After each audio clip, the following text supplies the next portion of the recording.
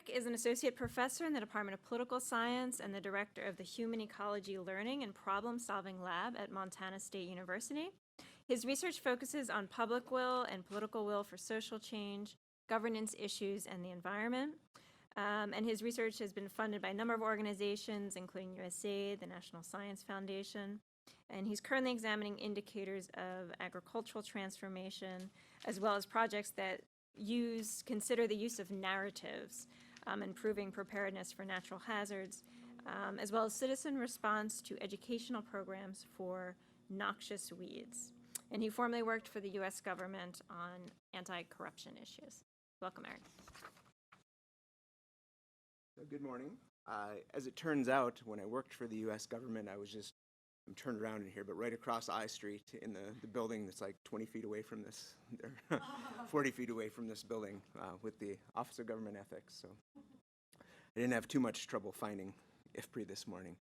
But the political and public will work really goes back to about 2006, 2007, when we first started working with the Department of Defense, who basically wanted a way to create quick and easy numbers for political will to make decisions in unstable contexts. It wasn't a lot of funding. The end result was saying very much like what Sarah was saying with the picture, right, that there isn't an easy number here that you can slap on something. Political will is about a subject matter, right, among a group of people in a geography. It's not something that it's not like GDP where you can just slap a number on it for every country. And so we've really continued along those lines since then. I've had a number of collaborators, including Amber Raile, who has a communication background, Lori Postad at Northwestern, Linda Young has helped with some of the applied work that I'm going to talk about this morning. And then we've had African collaborators in Senegal and Uganda on some of the applied work as well. So just to outline where I'm going this morning, I'll talk a little bit about the motivations for the political and public will approach, some of the strengths, and then some of the things it doesn't do or wasn't designed to do. We'll talk through the definitions of political will and public will. I don't have time to go through it in depth, but you've got some references to the original publications, and you can take a look at details there. I'll talk about potential use as action research, that applied research I discussed, and then provide some conclusions. As Danielle said, so in the mid-2000s, we were seeing this term political will in particular thrown around a lot, and it didn't seem to mean anything in particular, right? And so we said, well, how would we make this analytically useful? How would we turn this into a concept that scientists and others could use? We also looked at the world and looked at social change efforts and policy change efforts and noticed that a lot of them didn't work, and we wondered if there were better ways to anticipate whether those were going to be successful or failures. Again, there's a lot of overlap among these approaches, and they developed kind of independently. So I think that's good news, right, that we're all kind of keying in on the same aspects of situations as being important. But this is really about political feasibility. What is likely to happen? What's likely to work? And then my background is in governance. Amber's in communication. We know those things matter. So do markets incentives, right? So we know the economics part matters, but this is really more of a multidisciplinary approach. What other things are important? I think economists looking at the world a lot of times and looking at policy making say there's nothing rational here, right? There's nothing that makes sense to me. And so what else is happening there and how might we explain that? So the strengths, what did we design it to do? It very much emphasizes social groupings and social communication processes, how people understand things. As Danielle mentioned, some of my current research is on narratives, and people tend to understand the world through stories, right? And common narrative elements, narrative structure. So we need to understand that social communication. Again, there's room for incentives and demand, but you have to recognize the limitations. It's flexible for context dependence, and so there are pieces you can use. The way we designed this, we understood that you're probably not going to have, most people won't have the funding to do a full-blown analysis, right, and to go through all of the steps. We had a question about costs and benefits over here. But where could you take pieces and apply those when you think they're going to be really useful. It includes institutions, coalitions, stakeholders, so that the identities of individuals and what role they play in making decisions is important, as we've seen with the other approaches. And it is multidisciplinary. So political science, economics, there's some sociology and psychology, communication in here as well.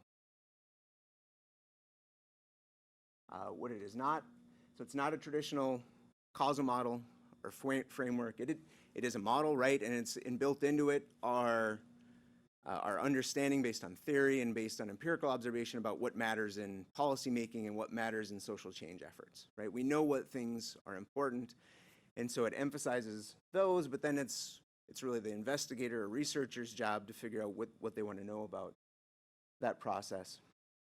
The last few years I've been working with agricultural economists or in spaces where agricultural economists work, and it's not a model of prices, value chains, and so on. It is something very different, and so I need to explain what it is and how it's different. And again, it's not something where you can take and you slap numbers across a lot of different contexts, different issue areas, right? We talk a lot about issue framing, which was something that came up here in the questions. In a lot of cases, it's really about the framing of problems and solutions. So we have these two definitions. First came political will, and this is really a conceptual explication, they call it. That's where we started with this. So we said there are 4 basic components to political will. And we weren't setting out to create a comprehensive model of policymaking, so it's not that, right? It really started with these concepts and that it's something you can use for the end of looking at policymaking. But a sufficient set of decision makers, so who do you need on board to make the decisions and to get somewhere, a common understanding of a particular problem on the formal agenda. Do they have a similar understanding of the problem? If you understand the problem one way, if you think it's another problem, if you understand it a different way, we're not going anywhere, right? People have to see a similar problem, and maybe that's the job of policy entrepreneurs or others to frame it that way.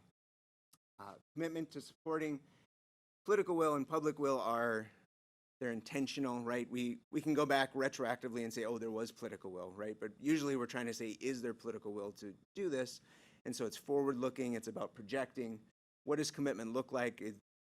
Are people likely to support it? So you need to look at incentives and credibility, resources and cultural constraints. Again, some overlap with the other approaches that we saw this morning.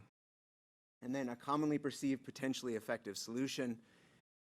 It's better if the solution lines up with the problem, right? That's going to be easier for people to manage. But it also needs to be commonly perceived. Again, if we all have different solutions to the same problem, we're not going anywhere. We need people pointing in the same direction. So we can look at statements on the part of people, implementation resources, and so on. So the publications take these components, they talk about how you might operationalize them in different contexts, and then what you would assess, right? Ideas about what you would assess in the real world to get a handle on these different definitional components. So there's more information in the publications. And then we developed public will to be parallel. There's one additional piece here, and again, publics, people oftentimes think about the general public, right, or a majority of the population, but publics can be lots of different groupings. And here we're thinking about groups of people who have enough juice to get something done, essentially. So a social system, there are different ways to assess social systems, looking at association and communication patterns, doing identity kinds of analysis. They have a shared recognition of a particular problem. Again, looking at attitudes and statements of people can help you get at this. Resolve to address the situation. Does the group feel like it has efficacy, that it can get things done? Can it make credible commitments? What are its incentives and motivations? What does this group of people want, right? How are they motivated in a particular way? That's the solution piece, again, looking at statements and attitudes and so on. And through sustained collective action, is this group formalizing? Is it stable? Are they making public comments? So those are the different places you can look. Again, I'm not going to get into a lot of detail about that, but that's how this breaks down. And just again to compare It is parallel. We wanted to be able to analyze and include both of the concepts. So a sufficient set of decision makers on the political side, but we have a social system on the public side, problem understandings, commitment essentially, and then understanding of solutions and making sure those align. A lot of this too comes out of the persuasion literature, and you may not be familiar with what's there, but these kinds of things are really important to moving people and to getting them to change their views, which can be difficult. So we have also framed this as action research, going somewhere, getting something done, which we've heard in the other presentations this morning. I come from an applied background working on international anti-corruption matters, and so I think it's important that you're pointing somewhere, but action research has a formal definition. It's working with stakeholders, and in the really inclusive versions, community-based participatory research is another way people talk about this. They're there from the very start talking about their conceptualizations of problems and their understanding of problems, and they participate all the way through the end of the process. But if you're going to do this as action research, you need to identify stakeholders.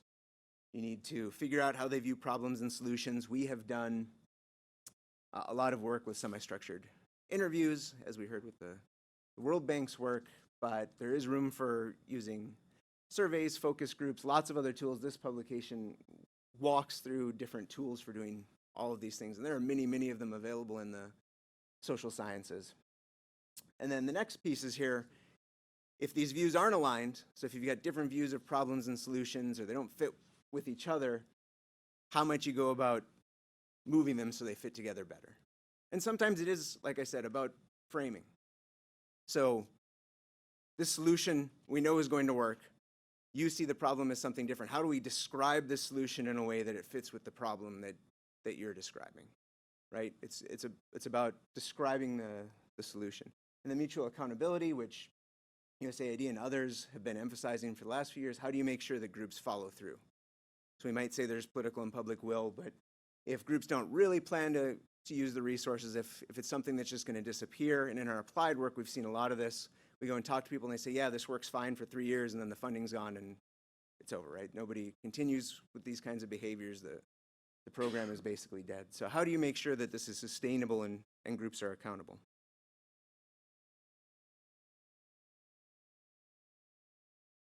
So we've been working on climate smart agriculture in sub-Saharan Africa the last few years. I don't need to explain that to this crowd, right? You're well aware of what that is. But we did work in Senegal and Uganda, looking at how stakeholders, and again, using key informants, but working with people locally to figure out who was important and who had views that were going to be meaningful and really informative. How do they understand climate and socioeconomic problems? And then how do those understandings lend themselves to climate smart agriculture solutions, right? So we did some asking about solutions as well, but this first part was really about understanding what people saw as problematic. What did they see as problematic about the climate as it related to agriculture, about infrastructure, about socioeconomic structures? We had another, so that was in the review of policy research last year, another piece on political and public will focused on Senegal in particular. In the case of the first manuscript, in Uganda, we saw that people identified a lot of different problems, including infrastructure, so there's kind of this overload, right? You've got problems everywhere. Where do you start? What do you deal with? And it becomes hard to focus people. Though their understanding, and we'd go out, we'd drive 10 hours on dirt roads and talk to agricultural producers, and they had a really good understanding of climate change and what it meant and what was happening. So that wasn't necessarily the problem. It was all of these other problems kind of encroaching on the agenda space and being meaningful for them. In Senegal, people talked a lot about climate and water problems, so that was good, though the government's program for rice self-sufficiency and other food self-sufficiency was butting up against some of this, and something that you had to take into account as an important context. With the Senegal piece, we looked more intently at the enabling environment. So what can the government do to create an enabling environment for climate smart agriculture to take off? And then what can policy entrepreneurs do to create demand basically from the bottom up among members of publics? And then this last piece It looks at obstacles to public will emerging in a way that would allow upscaling climate-smart agriculture successfully in Uganda. And I'll take a quick look at that here in a minute.